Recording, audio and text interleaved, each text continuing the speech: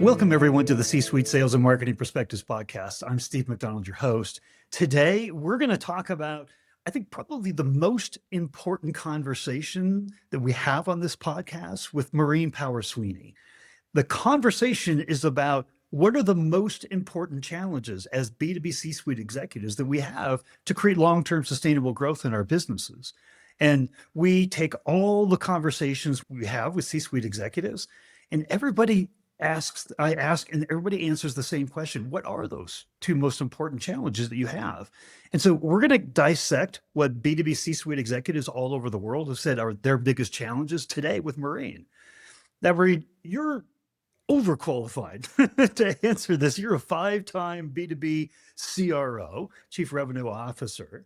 You worked at companies like, and working right now at Cox Business, Accenture. You talk about how you were born and raised really in your professional career at IBM and how that is really focused your customer centricity and how you scale and grow businesses. You also, one of your most important accomplishments in life, and we all talk about our kids, you have 3 girls that all are within 23 months of each other. And so I'm going to leave that as a question that everybody can ponder just a little bit and let you answer it, because I'd love to hear a bit more about your background before we get started.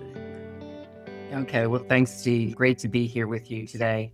As you say, a lot of who I am professionally was shaped by the fact that I actually started my career at IBM as an intern in my last year of college and literally printed one resume, went on one interview, was offered a job on the spot, and joined IBM about 3 weeks after graduation. So I'm very much shaped. And what I mean by that is to have a company that at one point was over $100 billion and over 100 years old, to have a company that continues to adapt and respond to market needs, to customer needs, by investing in new capabilities, new technologies, new solutions, new software, to continue to meet market needs, and the ability to adapt internally to deliver to the market is pretty commendable. All of it is around customer. I spent my 30 years at IBM waking up every day thinking about my customers, what their business challenges are, what their business needs are, and figuring out how every day and every interaction that I could deliver value. By doing that, I build trust, build relationship. And we all know trust is the foundation for relationships, both in our professional and personal life. That has shaped significantly how I've approached my roles over the years. As you do say, I'm a 5-time CRO. Interestingly, when I left IBM, it was to do something very different, and I was the Chief Revenue Officer for a global gaming company. The people at IBM must have thought I was crazy. After 30 years, I said goodbye, and I moved across the country to Las Vegas, and I was basically took a gaming company that was struggling with growth and took it from number 7 to number 2 in market share in 2 years. Having left IBM with that experience and that background, I actually didn't realize how much I had learned during my time there. And it is totally applicable across industries, frankly. Subsequent to that, I then was in hospitality for a while. Again, not really an industry I knew much about, but successfully was able to unlock growth. And then somehow a recruiter found me over in hospitality and gaming land and said, you need to come back to technology services. So I'm back here, as you point out. You did say 3 children, 3 daughters in 23 months. And, yes, I gave myself a quota and exceeded it, as all good chief revenue officers do. But obviously, I have a set of twins in there, and they clearly are my pride and joy. And the reason that I now live in California, which is where they all went to school and decided to stay. So that brings us full circle to today. Here's what I would love to do. I would like to take all of your years of experience in growing and scaling businesses and have you help us dissect what are the top 4 challenges that C-suite executives have identified. I'm going to list those out. Trust is absolutely one of those. We are in a trust epidemic right now. If you go no farther than the most recent LinkedIn Edelman Trust Barometer, 32,000 worldwide respondents said this. 61% of them believe that we as business leaders are being intentionally misleading. Intentionally misleading. You might as well say they think we're lying to them. Another study talked about how 74% of B2B buyers don't believe the customer evidence that we present to them. How we bottle up what we do and say, hey, we could do this for you. They're not buying it. And you wonder why they're waiting longer and longer to want to even talk to us, right? Starting up that conversation, building that level of trust has never been more important to us. Now, the other three in priority order are they talk about B2B C-suite executives' number one challenge, internal alignment. Just how do we understand, how do we come together as high performance teams and play from the same playbook, really? The second most important challenge that they have, they talk about a lack of deep understanding of the voice of the customer, the highest voice of authority in the business. And how do we truly understand that voice so that we can meet their needs, provide value, provide that basis of trust? Then the last one is how do we balance short term versus long term? I know throughout your career, you have operated with a quota, short-term attainment that you're being held accountable for. But at the same time, you know that trust is not built overnight. Trust is a long-term endeavor. So we're going to take all of that and dissect it. To start with, I would love to know your thoughts on building trust and why it's foundational, and how do you train your teams to help do that? Trust, I have a saying, it's one of my core 5 principles that trust is your greatest currency. If you're going to depend on it, you need to contribute to that, if you will. Put money in the bank before you start withdrawing money from the bank is an analogy that has been used. You do that by, and again, we'll do this in the context of a customer. We can also do that in the context of the internal dynamics between teams who have to work together to drive growth. But coming back to the customer focus, you build trust by really doing your homework, really understanding that company's business, their challenges, their priorities, their failures even. What is the mindset of the person that you're talking to and you're wanting to build trust in? And build that. I often say it's the first 5 minutes of a meeting with a customer, they really want you to connect, right? There has to be value in that first 5 minutes. And that value is done not by doing a cursory view in Google or getting a ChatGPT agent to say, tell me everything about ABC Co. Really spending your time understanding and analyzing. That's, I would say, the start of a relationship and how you earn the right to build trust. Because trust doesn't come overnight, as you said, but by delivering value in every interaction with the client, by being prepared, by having a point of view, by being able to articulate the value that you can bring, then that customer will give you the opportunity to come back. I was reflecting, I interviewed somebody this week and they said, my job in every interaction is to earn the right to get the next meeting and to work the next meeting and the next meeting. And by doing that, you are building knowledge and insight about the customer. But if they're taking the next meeting, they're trusting that you will bring value in that. And then trust, of course, over time is based in relationship. Those relationships are important because, especially in this world of everything, every sentence has to have AI in it or agentic AI, coming back to the humanness of how people make decisions and the humanness about how people make decisions on potential partners to work with. It's almost getting back to the basics right now, really human-centric engagement, which is built on relationships, which are built on trust.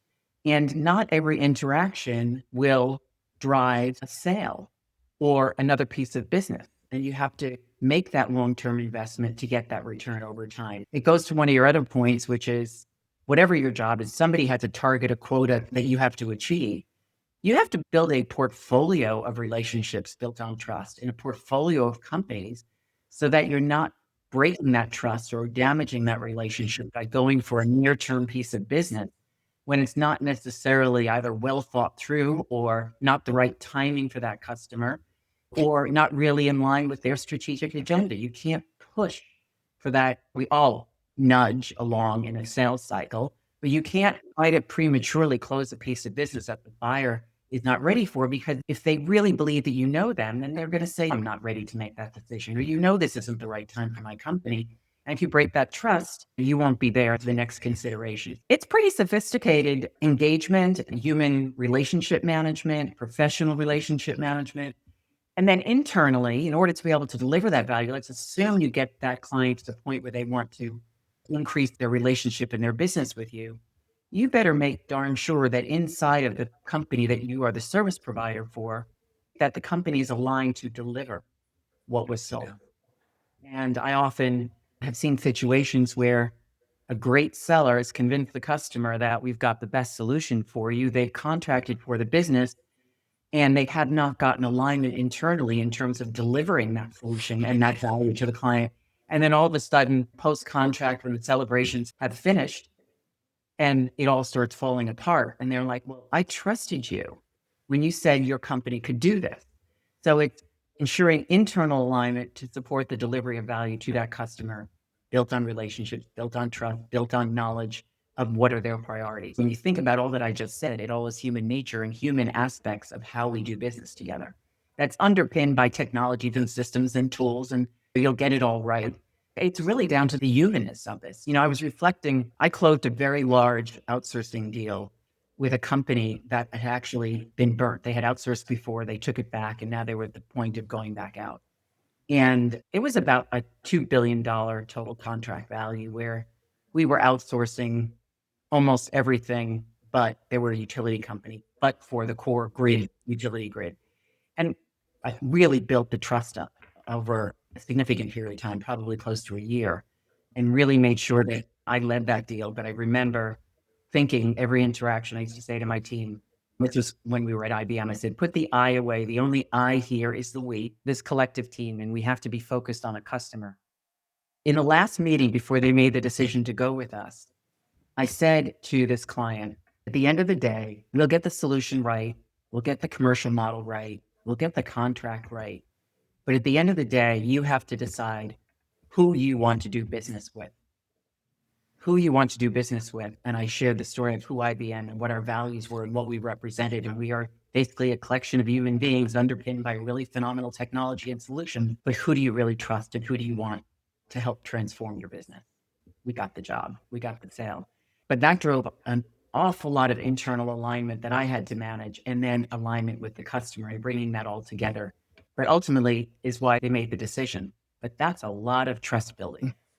There's so much I want to unpack there. Personally, just what you're saying and how much it resonates with me. You started out by saying trust isn't just a business relationship, it's all relationships, right? Like down to the core, my wife and I, when we got married over 25 years ago, we made a promise to ourselves that our marriage was founded on trust. And if we ever breached that trust, that's where our marriage would start to fall apart, right? That if we could trust each other, we could get through anything, right? I definitely believe very wholeheartedly what you're saying is that your clients need to trust that no matter what, you're going to be there. I literally just had a conversation recently with a chief customer officer whose ideal customer profile was CISOs. And that CISO had literally just finished purchasing a big part of their tech stack. And they put out an RFP and they had talked to 14 different companies.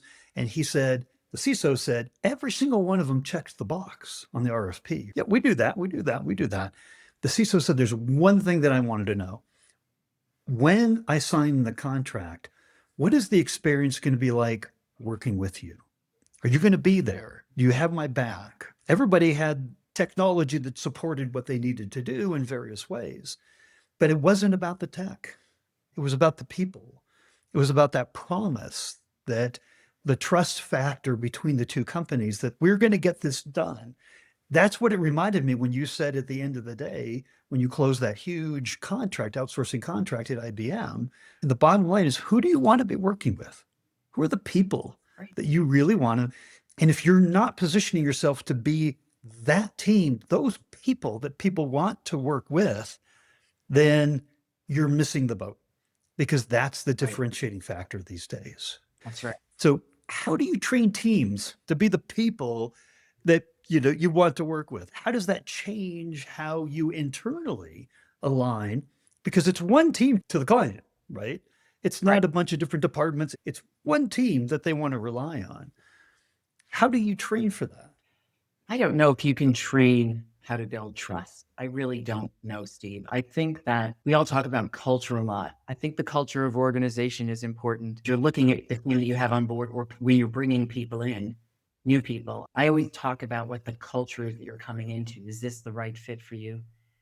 We're very customer focused. We're very all about delivering value, but it also is about being accountable to each other. You have a relationship with the people you work with, have a relationship with the people you work for, and it's showing up every day and doing what you're going to do and doing what you say you're going to do, doing it again, being accountable, showing up when you're expected to show up, being vulnerable. Vulnerability is the basis of trust, right? Being vulnerable when you know something or don't know something or need some help, that's all okay. If you can create an environment where people can rely on each other and trust each other and be vulnerable with each other and stay focused on what the outcome is we're trying to drive for a client, then and admit when we make mistakes, like that's all building trust. I don't know that you can teach it. I think you have to walk the talk and you have to show up every day. And if you expect something from somebody, that you give that in turn to them. And that's my commitment to my team that I work with, which is I love feedback. Give me feedback. If there's more that you need from me to be successful, let me know. If I'm missing something, let me know. But if we're aligned on the outcome we're trying to drive together and we trust each other and we are accountable to each other, I think that's the way you build it. You can hire outside firms and teach consultative selling and know the customer's business and all those things that we talked about earlier. It's human dynamics. It comes back to the human nature of, despite all the technology that's out there in the world, it's all about humans and human nature and connection. It's hard to train for those things, but those things, and you mentioned culture as kind of an umbrella that fits over all of that, that are on your team, they're on all of our teams. When they come on, when you're hiring people, they're interviewing you as much as you're Yeah. interviewing them. From the highest level, I mean, I talked to chief technology officers that say, if it's not the right fit, I think you and I, when you came into this last position, you talked about it. Is it the right fit? Is this the kind of culture that I want to come into? I've got choices, right? All of your people on your team, they have choices. And so I Right. think creating the culture that attracts and retains the best talent that gets it, that's what I'm taking away from our conversation here, is that you have to be the place that people want to work, because that makes a difference. We spend a lot of time at work, and if we don't want to work with the people and the kind of company that we are, then we're not going to keep the right people. And attracting the right high performers and retaining the right high performers, there's probably not a more important thing that we have as leaders in our organizations. Is that like a good summary of what you're talking about as a Yeah, takeaway? I think so, Steve. I do a lot of interviewing. We're bringing in a lot of talent into the organization. And by the time the candidate gets to me, they've been vetted pretty far along and they check the boxes in terms of capabilities. And I might spend time in the interview process exploring that. But I'm reflecting, I actually had 3 different interviews just this week, and we're only Tuesday, with some pretty high performing talent. And they each asked me a question at some point in the interview, which is, what keeps me awake at night around what we are trying to achieve as a business? What is the gating factor to achieving our growth objectives? The answer I've given each one of them is talent. Are you a right fit for our culture? Is this a place that fits you and is a place that you would be successful in? Because this is who we are as a culture. Like, companies have cultures, right? I've operated many different ones. They do have cultures, sometimes heavily driven by the leadership, sometimes heavily driven by just history, whatever the case. Ownership structure. I've worked for private companies, family-owned companies, publicly traded companies, and PE-owned companies. I can tell you affirmatively, those are different cultures and different operating environments. So you just have to know where you fit well and where you can thrive. And I spend a lot of time explaining who we are, what we're doing, where we're going, why we're doing it, so that the candidate can say, is this the right place for me? Whether or not those interviews this week will be successful in those folks joining us, I know in my heart, and I've started building that trust right away with them by being vulnerable and candid about who we are, what we're doing, where we're going. And it's interesting that question they asked me each time, because I think they're sort of sitting there going, this sounds pretty good. So what's going to be the gating factor for all of this? Why will this not materialize? And I do think it's the talent of the people we have here and continuing to invest in them, and the talent that we are bringing in. So again, talent is not just skills and capabilities, it's cultural fit, it's how you show up every day. It's an important part of making sure you get it right. So I want to make sure that we have time You talked earlier about the importance of understanding the customer. And it can't be just, we can learn a lot from ChatGPT, right? But you've got to have a deep understanding that you're not going to have that initial conversation. You're not going to make an impression in the first 5 minutes, like you said. You're not going to earn the right to have the next conversation unless they truly think that you understand them. You've taken the time to understand them, their industries, and you've got something actually to add. Nobody wants to be sold to, they want to be consulted with. They want to feel like, I get enough out of this conversation, I'd like to have another. Understanding the voice of the customer. McKinsey came out with a study about 3 years ago that said only 15% of companies actually execute well on a voice of the customer, understanding the insights and adapting and executing based on that.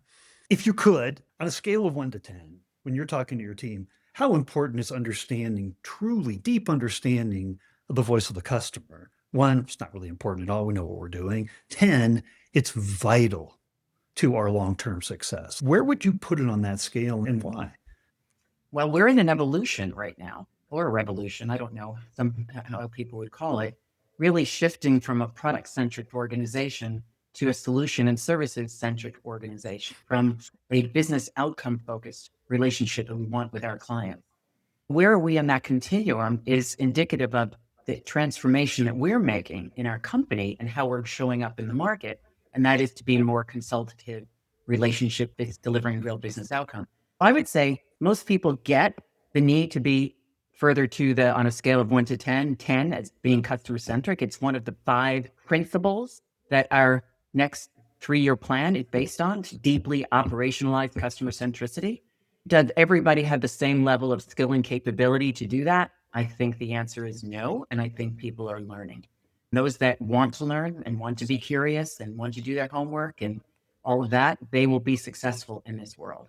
Those that are not, then probably need to find an environment that is better suited to them. Because a product sale, you don't need to know too much about the level of customer intimacy that we're talking about. And intimacy, of course, in a business context, really understanding what's in the mind of the person that you're talking to. I think we're on a journey as that transformation and shift to more consultative, customer-centric selling is underway, but we're on our way and we've got real success. Of course, success breeds success, and we'll tell the story. We just closed a pretty sizable opportunity in December with a marquee logo. I can't say the name yet because we don't have that approval. We're going to tell that story over and over again because it was a story of, we understood the client, we did our homework, we built relationships at multiple levels, we built trust up over time. Going through a negotiation, by the way, builds trust pretty strongly. I think we're on the journey. I think we're probably 3/4 of the way there. But one of the things that I've had to do is also convince the product organization to become a solutions organization. Now, everyone's taught, instead of talking product, we're talking solutions. I joke with our chief product officer that he needs to have a new title, a chief solutions officer. He's like, yeah, I think you're right. I think I do need to change my title. So I think that's success. People are internalizing and want to be part of this journey. We held a call last week on this whole products to solutions journey, he and I. And it was incredibly well received. And the feedback we were getting from people that are even in support roles were like, yeah, sign me up. This is good stuff. I want to do it. Exactly what I want to hear. So yeah, we have momentum, but it's a journey. I would say we're about 3/4 of the way. We have more work to do, but success and sharing the formula for success with all the attributes you and I are talking about, with trust and relationship and doing your homework and knowing the value that you can deliver and then really delivering it once you get the contract. I've never spoken to a C-suite executive that didn't agree that they weren't customer driven. They weren't customer centric. They all are. It's the degree, what you just said at the end is the degree that you execute against it, right? The degree that you can gather those insights, execute against them so that all the teams are doing the same thing that you were just articulating there, is that they're all signing up. They're like, I like that. I'm on board. I want to be a part of that. If you're not rallying, private equity VC companies, they invest in teams first, ideas second. And what you're just talking about there is creating and rallying the teams, because that's what's important. You can have a competitive or even slightly subpar solution from like a technology perspective, but if you have a team that knocks it out of the park, the team that the clients say, I want to work with that team, you're going to win every single time. So that's my takeaway Exactly. from what you just said there is to Yeah, be customer centric, you better get your team on board. that's right. That's exactly right. And how you show up as a unified voice is also important. If I can't be saying something and then somebody comes up, in the next meeting or is like, no, I don't agree with her, that erodes trust. And mistakes happen along the way, but it's how you recover from them. You go back to marriage. It's not perfect every day, but you get through it. You have trust. Sometimes I get teams that come on the call and they're exasperated, like, oh my gosh, the situation with the customer is out of control, blah, blah. I'm like, okay, calm down. Where are we? How do we get here? But more importantly, how do we get back on track? Sometimes that even builds more trust. I use a silly analogy with this one person on my team this week, and business is like the game of golf.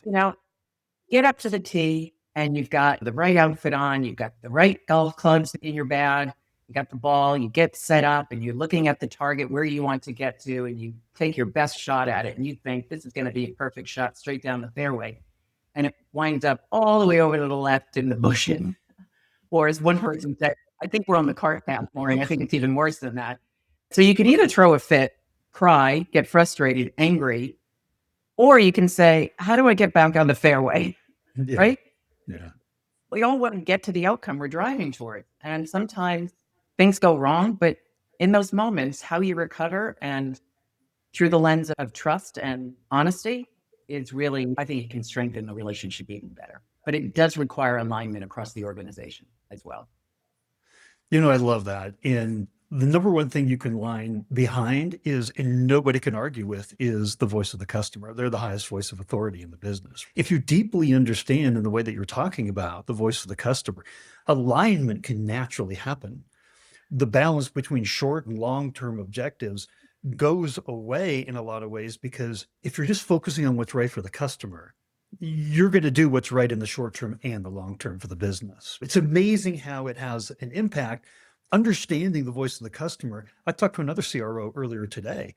He said the number one issue, I come into company after company, and they don't even have good definitions of the ideal customer profile. They don't even know who their ideal customer is.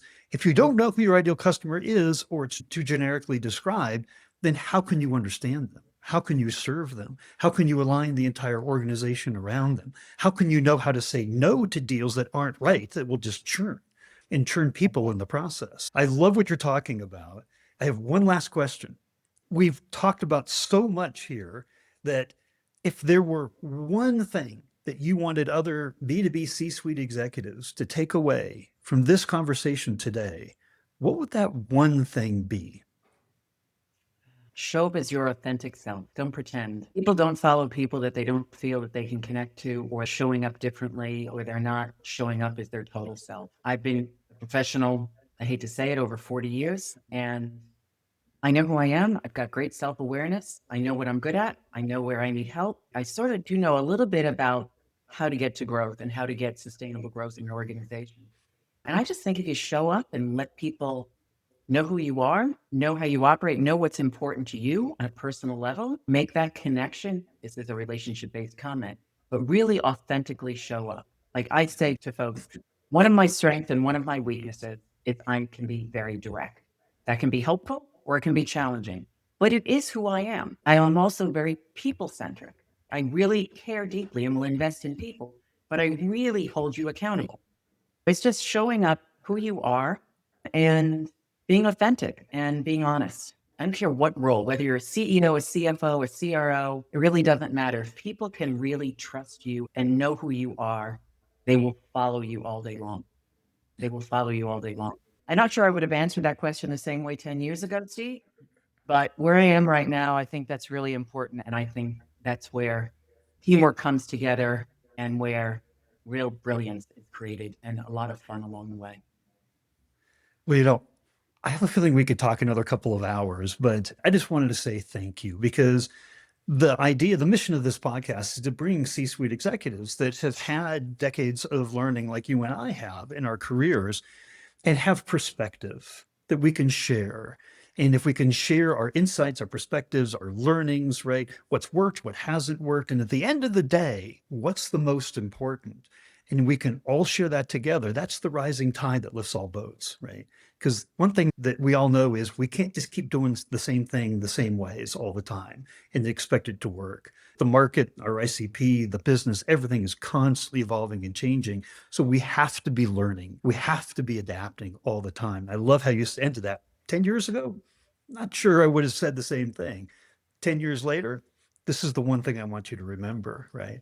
So we all have to be learning. And I think you were an amazing part of this rising tide that we have on the podcast here today. Just thank you for coming on and sharing. I appreciate it.